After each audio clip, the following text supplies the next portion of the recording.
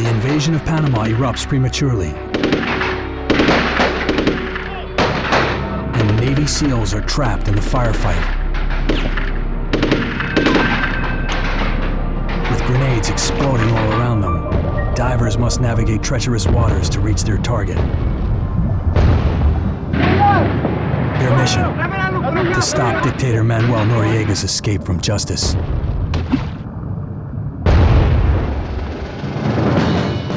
In 1961, an elite team of special forces was created for covert operations on the sea, air, and land. Their missions have been kept secret for national security reasons. Who they are and what they do has remained shrouded in secrecy, now based on first-hand accounts of classified operations. These are the untold stories of the Navy SEALs.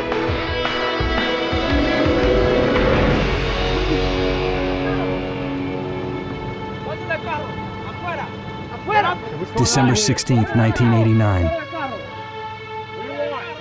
A U.S. naval officer and his wife were stopped by Panamanian soldiers at a roadside checkpoint in Panama City. Lieutenant Mark Cote was one of 35,000 American citizens living and working in Panama. Hey, what are you doing to her? Aguántala a ella. He and his wife had been returning home to Rodman Naval Base. Instead, they became the victims of Manuel Noriega's brutal regime. The Panamanian Defense Forces, or PDF, were Noriega's personal army. The soldiers hauled the American couple into PDF headquarters for questioning.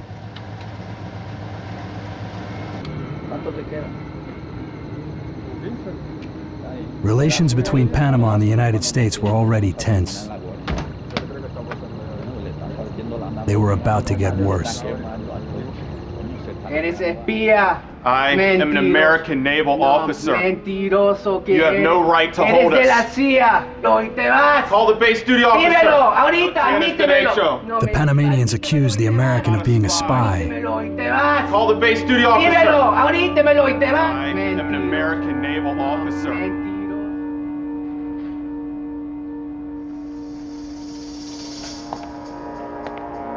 No me digas.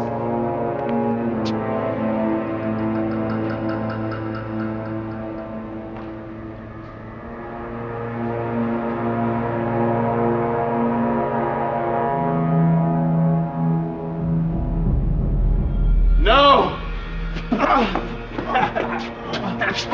No! Lieutenant Mark Cote was then separated from his wife.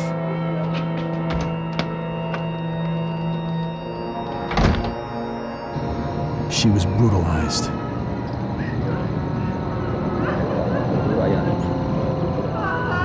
The interrogation went on for hours.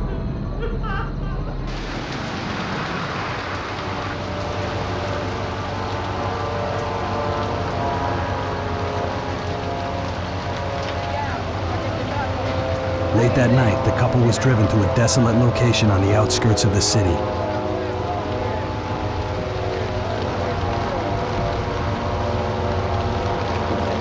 They braced themselves for execution.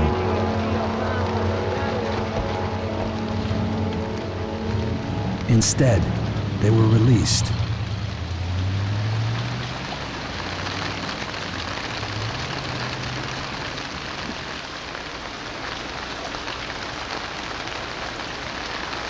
It was nearly 2 a.m. before the Mark Cotes made it back to Rodman Naval Base.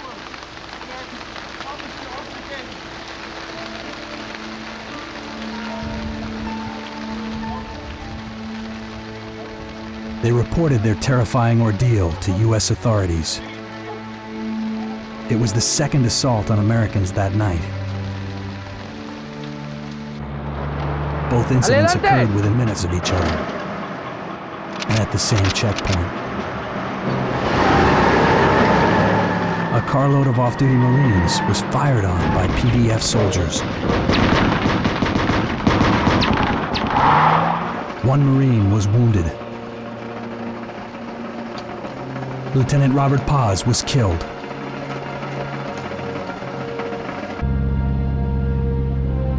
Violence was nothing new in the small Central American country.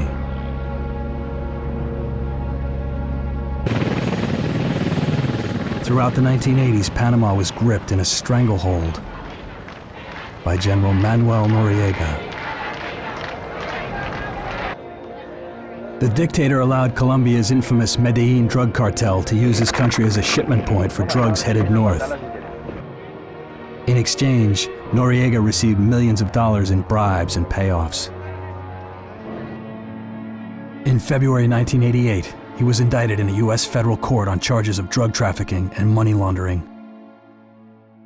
15 months later, diplomatic pressure from the U.S. resulted in Panama's first democratic election in 5 years. Noriega lost the election by a landslide, but he refused to relinquish control of the country. Do you really think you have a military option? President George Bush urged the dictator to listen to the Panamanian people. The people heard. There has been a statement for democracy so loud and so clear that perhaps even General Noriega will listen to it. Still, Noriega refused. Backed by the Panamanian military, he was determined to stamp out any threat to his power. TV audiences around the world witnessed the dictator's violent response to the election results.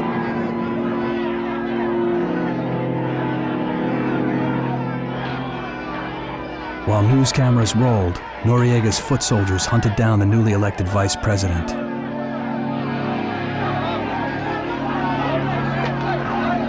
Billy Ford was nearly killed on the streets of his own capital.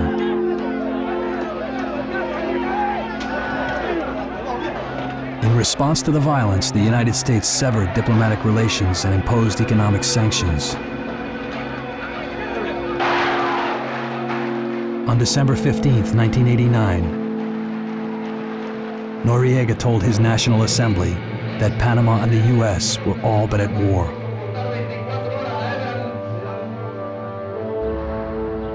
President Bush demanded action. Americans in Panama were under attack. He ordered U.S. military forces to invade Panama and capture Manuel Noriega. The invasion was codenamed Operation Just Cause.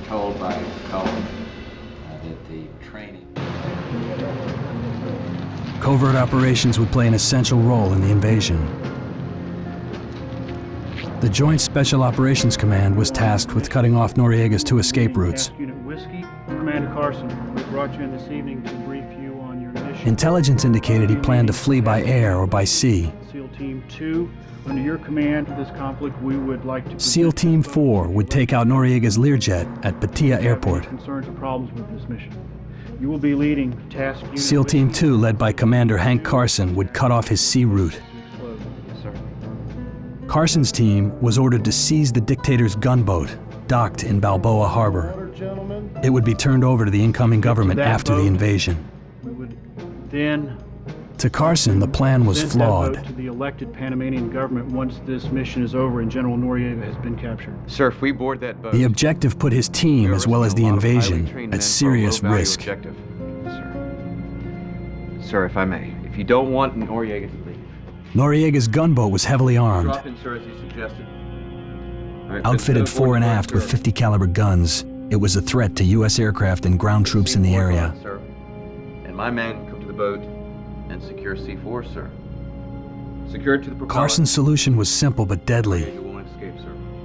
SEAL divers would attach high explosives to the gunboat and blow it out of the water. Mission planners at JSOC finally agreed. Commander Carson, They would go with Carson's what plan. your divers need after the explosives. All right, gentlemen, listen up. Here's what we're going to be doing with... Carson also refused to send his men into battle without him.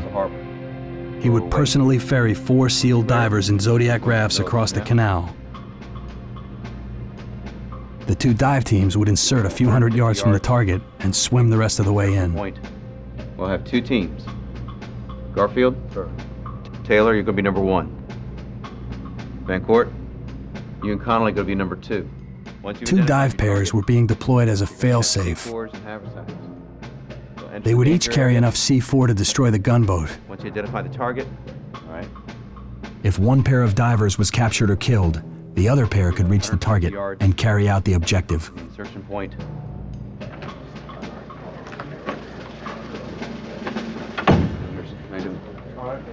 Carson's team geared up for their mission at the SEAL base in Little Creek, Virginia. The commander briefed his men on what would be a classic underwater demolition. State-of-the-art explosives were out. Magnetic limpet mines wouldn't stick to the aluminum hull of the gunboat. Still a display. Instead, the divers would carry 40 pounds of C4 plastic explosive divided between two Hagginson packs. These simple canvas backpacks were developed in World War II. They could easily be tied to the gunboat's propellers. The one nod to modern technology was a digital timer. The boat had to be destroyed at exactly 1 a.m., the start of the invasion. As SEAL Team 2 prepared to depart for Panama, Commander Mike Dillon briefed the 2nd SEAL Team at Rodman Naval Base. They had been tasked with an unusual mission. Attention on deck. As you were. A large contingent of SEALs would infiltrate Patia Airport and seize Noriega's private jet. You will see some light aircraft on the sides of the hangar that you will use for cover. Enemy presence at the airfield ranged from 10 to 30 PDF soldiers. The Patia team would have to take them by surprise and swiftly lock down the airport. And once again, gentlemen, this would be a precise operation. down the ocean waterway to Both Noriega's jet and his gunboat would have to be destroyed at H hour or 1 a.m. Down the water pathway. The two SEAL teams would have to be well away from their targets when the invasion began. Right here, where Delta will stay. Carson's team deployed to Panama on the eve of Operation Just Cause. Okay, we have a problem. They were among 7,000 American troops airlifted to the small Central American country. There, they joined forces with military units already stationed in the area. In all, 22,000 troops were deployed.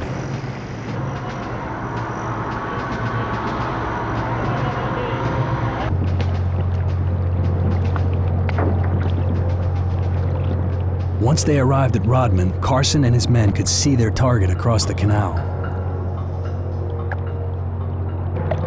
The dictator's gunboat, the Presidente Porras, was docked just 2 miles from the base. From its location near the mouth of the canal, Noriega could easily escape to the Pacific Ocean.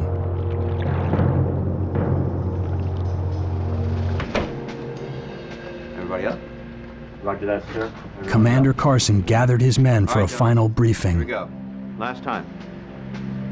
The Navy SEALs would leave Rodman at exactly 2300 hours, or 11 Gotta p.m. make sure, gentlemen, don't use our zigzag. The divers had 45 minutes to locate the gunboat's hull, Pier 6. underwater and in the dark. Target. Presidente They would Porras. attach their explosives and swim to safety before the invasion began. We're putting here. The boat would blow at 1 a.m., the same time U.S. ground troops began their assault on the city. Pier 6. Carson's team would set off Operation Just Cause. We'll leave Rodman Pier at 2300. As the hour of the invasion neared, battalions of light tanks and infantry moved into position. The Pentagon told the press they were conducting routine training exercises. They did not want to alert Noriega to the imminent attack.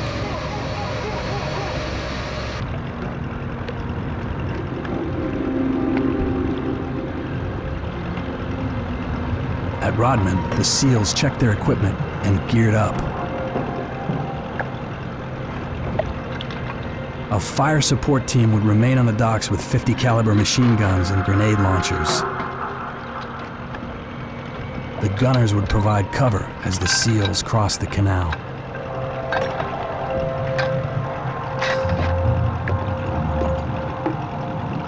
divers were equipped with Draeger breathing units instead of scuba tanks. Draegers recycle oxygen, eliminating bubbles that reveal a diver's position.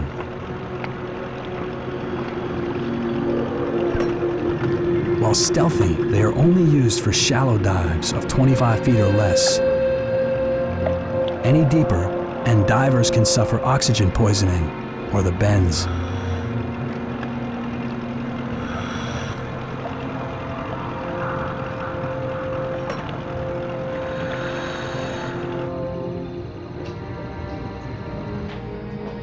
Can you take a look at this?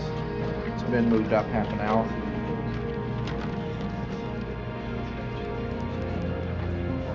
Cap. Just before 11 p.m., Special Operations commanders received an urgent message.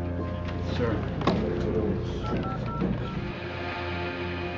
The Panamanian Defense Forces had tracked the influx of American planes into the region. C-5s and C-130s, large aircraft that could haul troops and heavy equipment, had been picked up on radar. The PDF placed every military unit on alert. Whatever the Americans had planned, the Panamanians would be ready.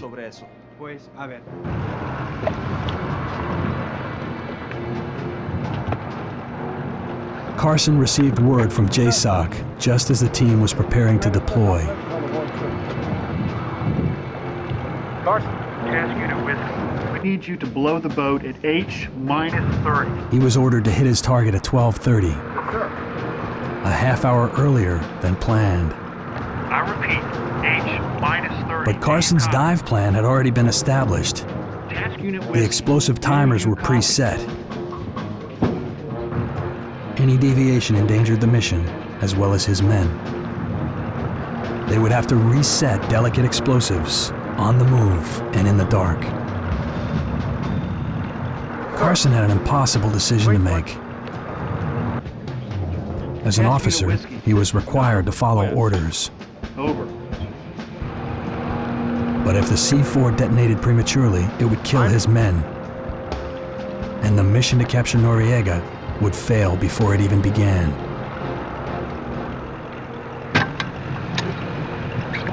On December 19, 1989, U.S. forces were ready to strike Panama in Operation Just Cause. U.S. Navy SEALs were part of a covert operation to destroy General Manuel Noriega's escape boat. 2 hours before the invasion was scheduled to begin, Special Operations commanders ordered the Navy SEALs to shave 30 minutes off their mission. We need you to blow the boat at H-30. I understand that. But Commander Hank Carson's strategy depended on precise timing and the element of surprise. The fate of the mission and the lives of his men would hinge on his decision. But you see, In a daring move, Carson told senior mission planners he could not reach his divers. Roger. They were already underwater. Proceed as planned. Dodge the plane, gentlemen. Let's go. They adhered to the original plan. They would blow the boat at exactly 1 a.m.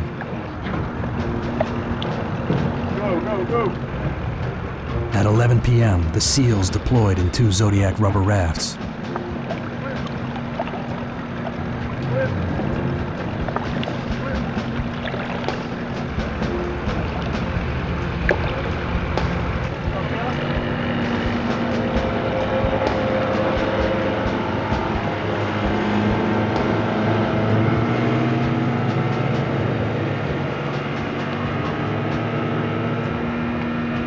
They zigzagged across the canal slowly to minimize their wake.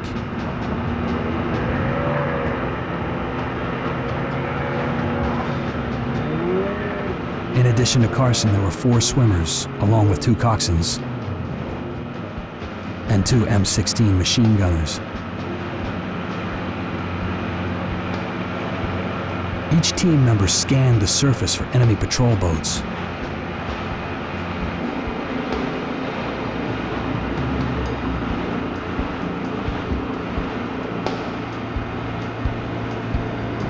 Halfway across the canal, one of the engines threatened to stall.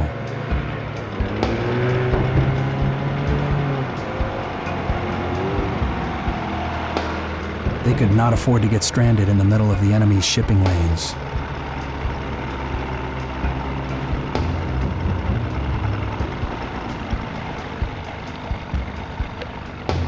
The engine gave out as they slipped into the shadows near shore.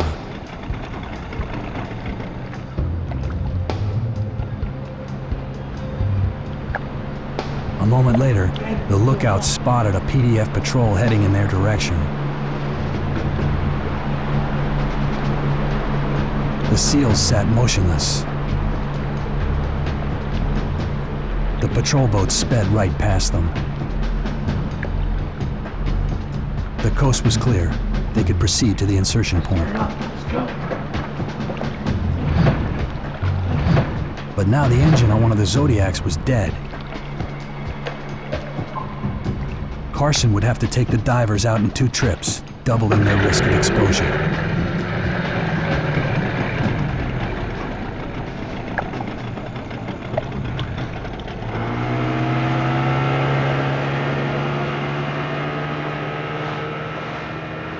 They would insert closer to the target to make up lost time.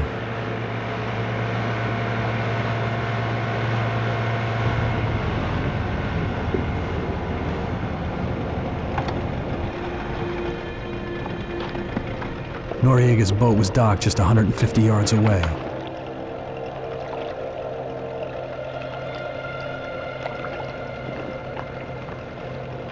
Anchored nearby was a Russian trawler. The Soviets claimed it was a fishing boat. The U.S. military suspected it was a spy vessel.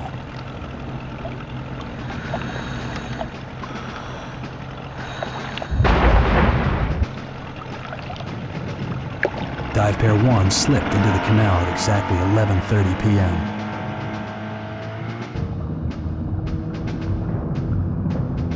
They had 90 minutes to hit their target and swim to safety.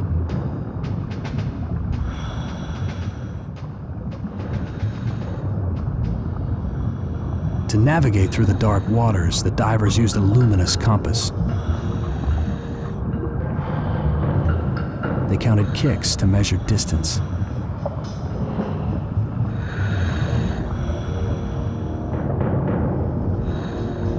While submerged, their only means of communication was via hand signals.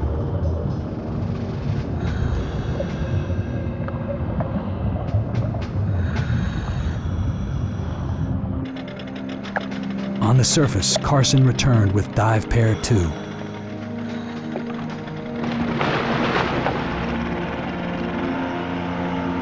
They went over the side 5 minutes behind schedule.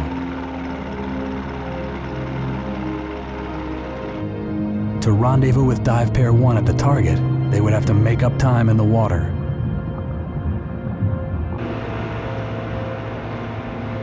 Carson tied the Zodiacs together. He maneuvered back across the canal to change out the stalled engine.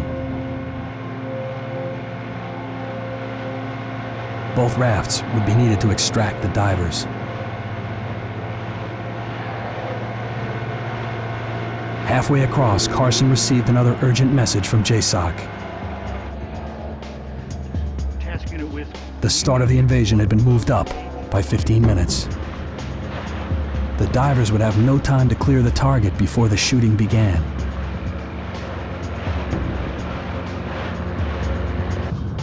Carson was unable to warn his men. War was about to break out, and the SEALs were swimming right into the middle of it.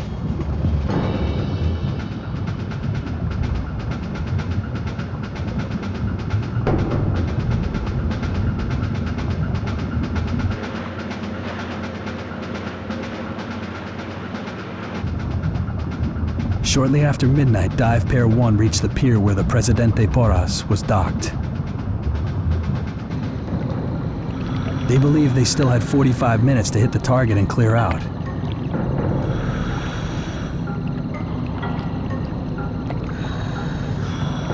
As expected, there were several boats docked in the area.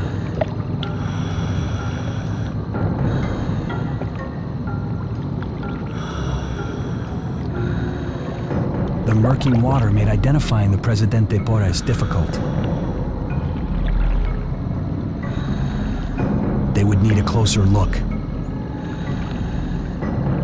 A gunboat was docked between two piers, guarded by PDF troops. It had to be Noriega's.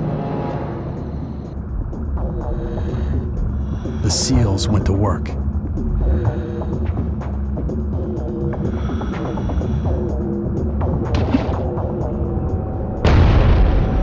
As they approached the aft section of the gunboat, an explosion ripped through the water. The reverberation was deafening. Taylor struggled to reorient himself, but he could see blood. Garfield's eardrums had ruptured from the concussion. 24 hours earlier, the two SEALs had been home with their families in the States. Now they were under attack in enemy waters.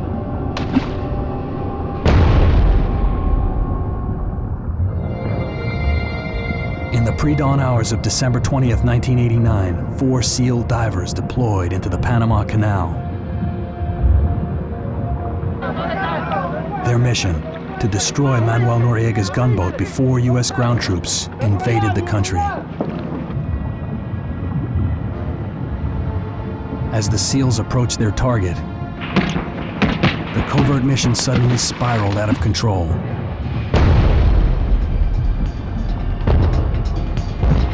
Underwater explosions forced Dive Pair 1 to the surface. They found themselves in the middle of a fierce battle. PDF troops were on the defensive. Tracer fire streaked through the sky. Heavy guns thundered in the distance. A column of light armored vehicles and hard-shell Humvees roared out of Rodman en route to Panama City. Operation Just Cause had begun.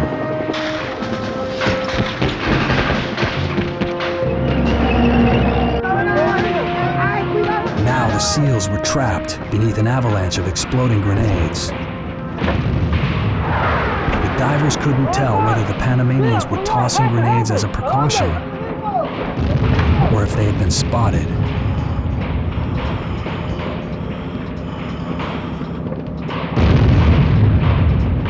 Either way, the gunboat had to be destroyed. Dive Pair 1 made their way to the rear of the boat.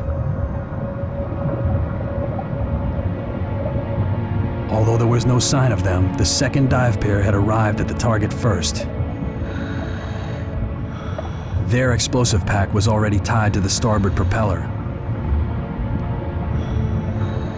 The charges were set. The countdown had begun.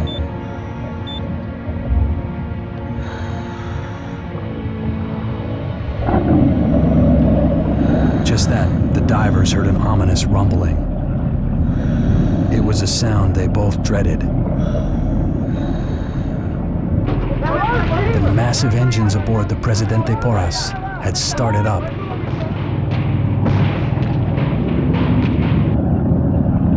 If the propellers were engaged, the SEALs would be torn to shreds.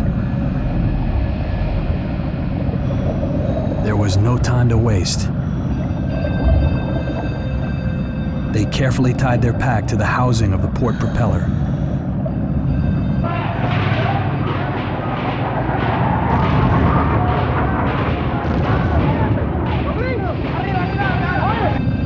The SEALs joined both detonation cords so the packs would explode simultaneously.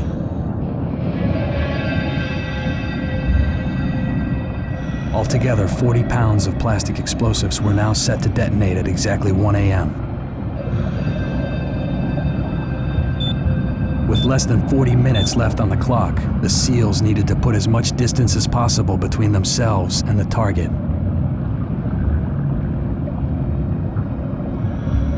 The shortest route was underneath Pier 18,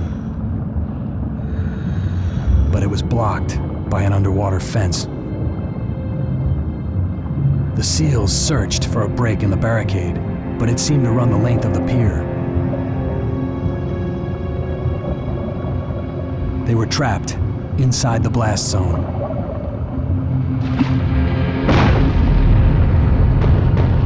Another volley of grenades hammered their eardrums.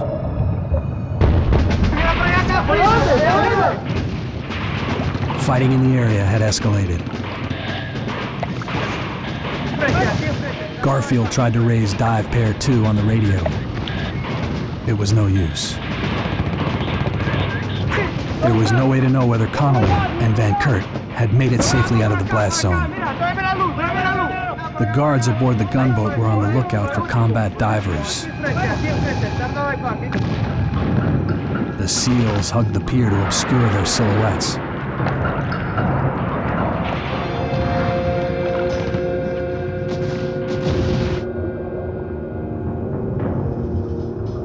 They would have to swim the entire length of the 450-foot structure and into open water.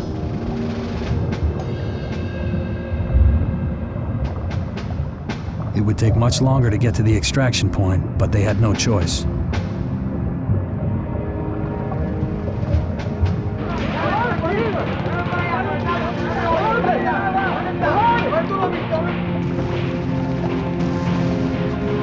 From the docks at Rodman, the fire support team could see the invasion raging across the canal. Commander Carson and his men quickly replaced the dead Zodiac engine. Ready to roll, dogs. All right, good luck with that radio. Repeated attempts to contact the divers failed. All right, we're out of here. Carson's mission was not complete until all 4 men were safely out of the water. The SEALs headed back to the enemy's side of the canal.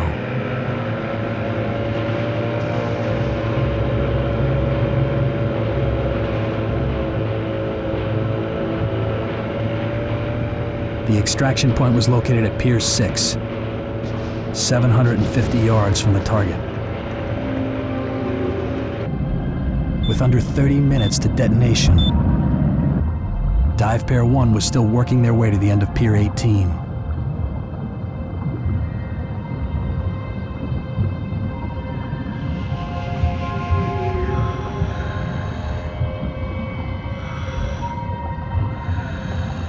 They surfaced to check their position. Skirmishes in the capital had spilled into the harbor and onto the docks. They could hear PDF guards just a few yards over their heads.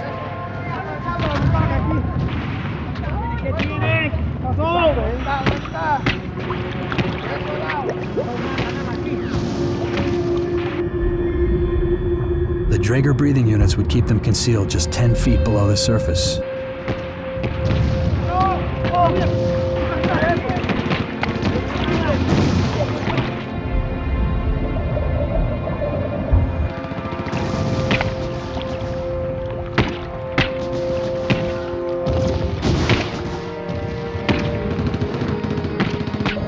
The SEALs moved on.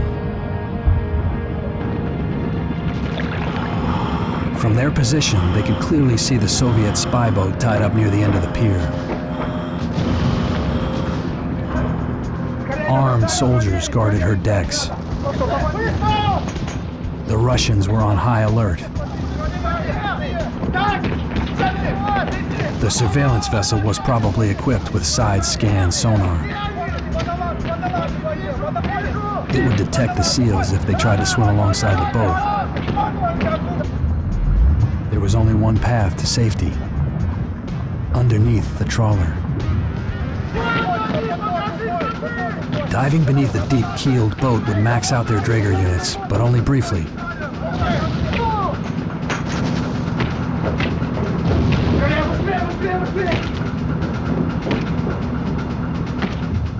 The 2 men submerged to a depth of 25 feet.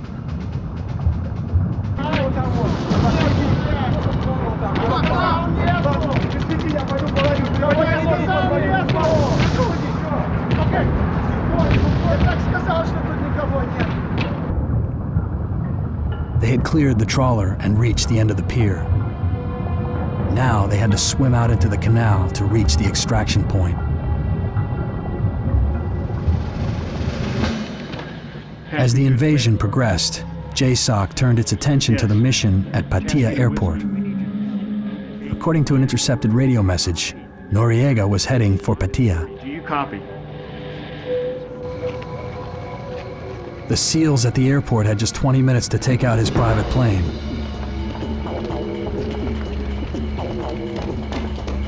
Intelligence reports said resistance would be light.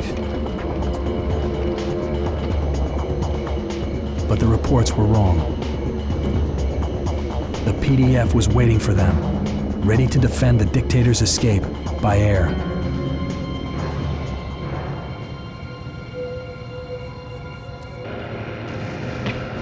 As Commander Dillon's men walked into an ambush at Pattaya Airport, Carson and his team arrived at the extraction point. There was no sign of the divers. The commander had hoped to make a quick pickup, then speed back to base. Instead, they would have to maintain their position in a hostile zone without cover.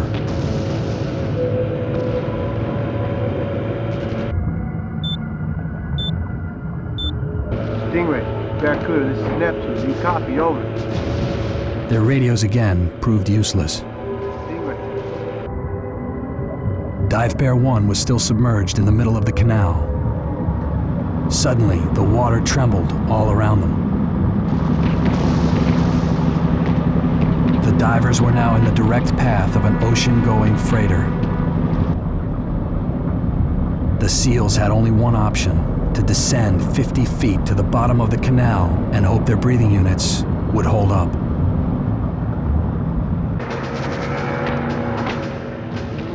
During the American invasion of Panama, Navy SEALs were ordered to prevent Manuel Noriega from fleeing the country. SEAL divers had set charges on Noriega's gunboat to explode at 1 a.m. But with 15 minutes left on the timer, there was still no sign of the SEALs. Stingray, this is Neptune. As Commander Hank Carson and his team waited at the extraction site, ground fighting between the U.S. and Panamanian forces moved into their sector.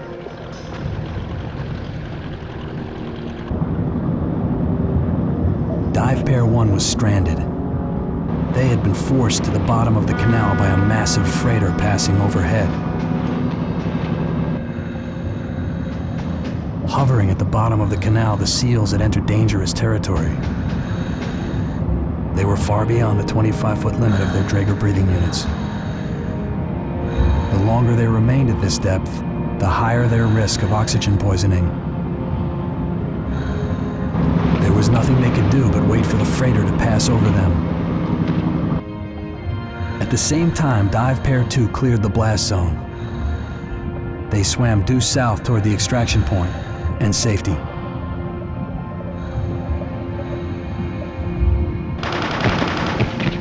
But Pier 6 was anything but safe.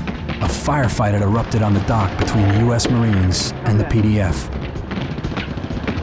Carson and the extraction team were pinned down just a few yards from a fuel depot.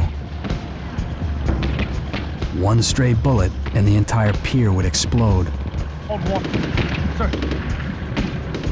Carson informed JSOC of their situation.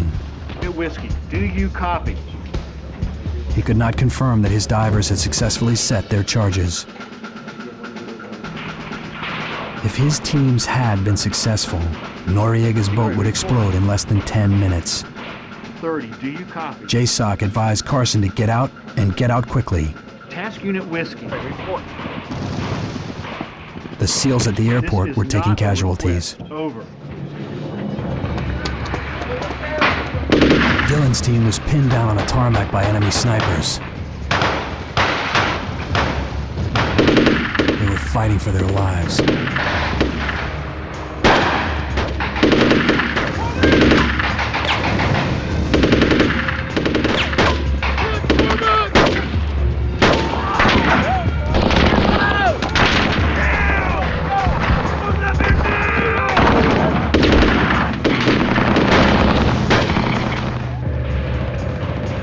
Carson was determined to bring all his men back alive. He sent half the extraction team to search for the 4 divers. The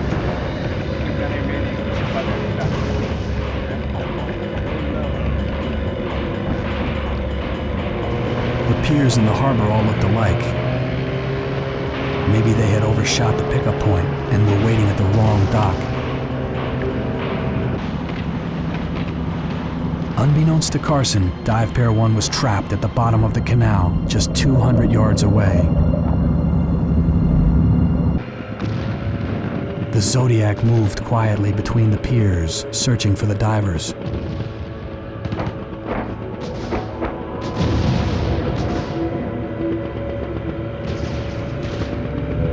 With less than 3 minutes on the clock, they were running out of time.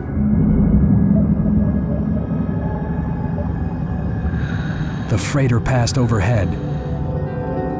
Dive Pair 1 could finally ascend. It was a slow process. If they surfaced too quickly, they risked a fatal case of the bends. The SEALs stopped at a depth of 25 feet to wait for their bodies to adjust.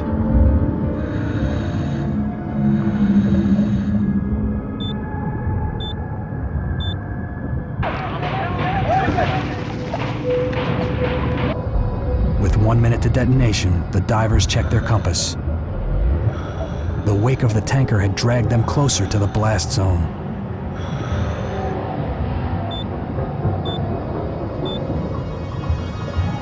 The other pair of divers had cleared the pier, but the blast radius could extend hundreds of yards underwater.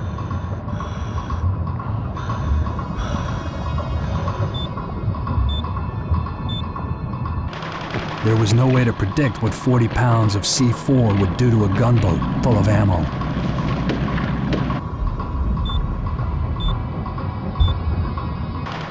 Carson and his men braced themselves for the blast.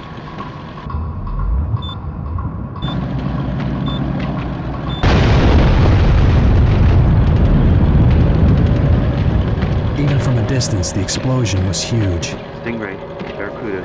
It damaged the pier and shattered the windows and buildings on shore. The Presidente Porras was completely destroyed. The SEALs had accomplished their objective, but the price of that success was still unknown.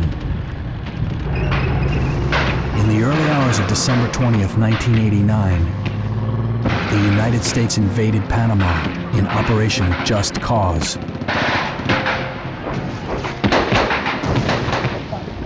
U.S. Marines and Army troops encountered more resistance than expected. Rogue street gangs had joined Noriega's forces in a deadly urban battle.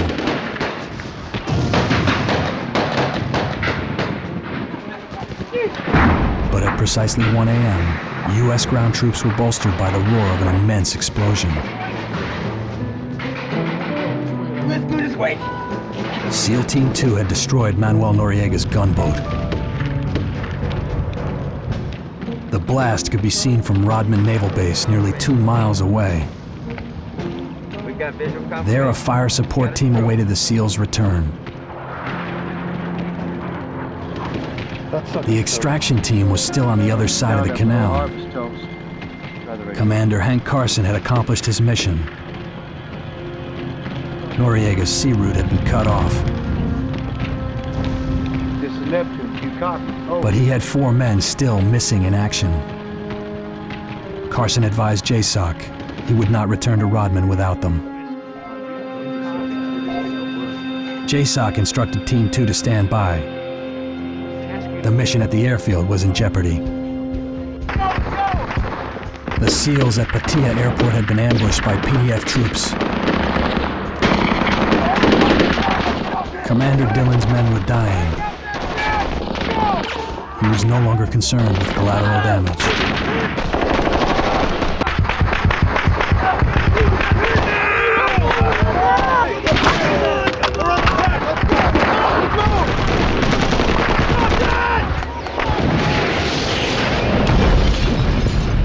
The SEALs fired off an AT-4 anti-tank weapon.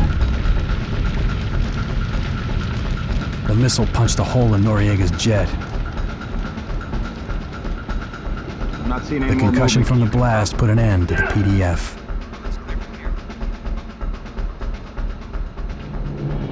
Victory came at a terrible cost. 9 men were wounded in the firefight. 4 Navy SEALs lost their lives.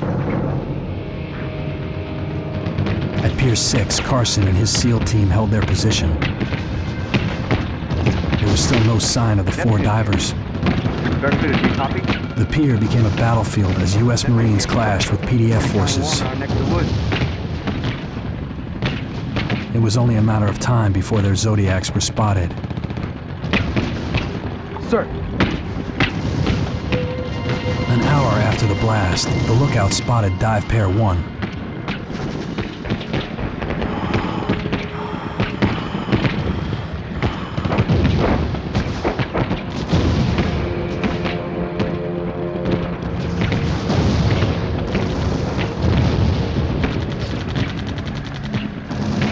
Garfield and Taylor were exhausted, but glad to be alive.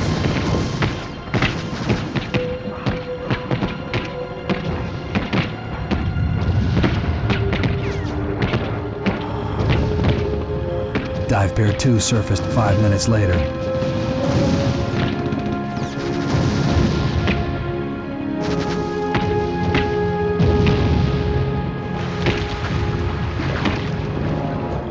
The fighting on the pier grew more intense.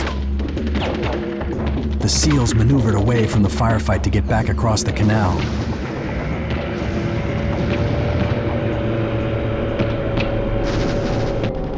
The fire support team at Rodman watched for any sign of the SEALs.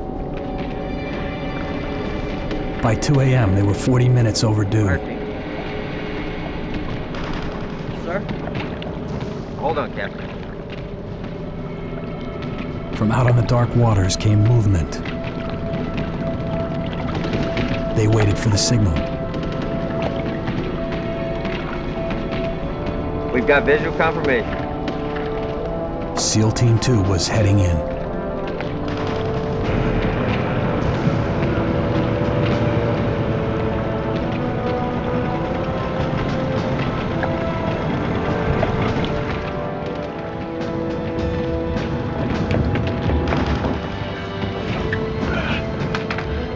Their mission had taken much longer than planned.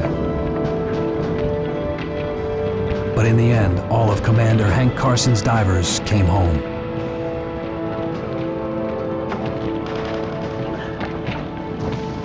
The SEALs had accomplished their objective. General Manuel Noriega was unable to flee the country. On January 3, 1990, he was taken into custody by U.S. authorities. He was immediately extradited to the United States. In 1992, Noriega was found guilty of federal drug and racketeering charges. He was sentenced to 40 years in prison. Panama was once again a free country.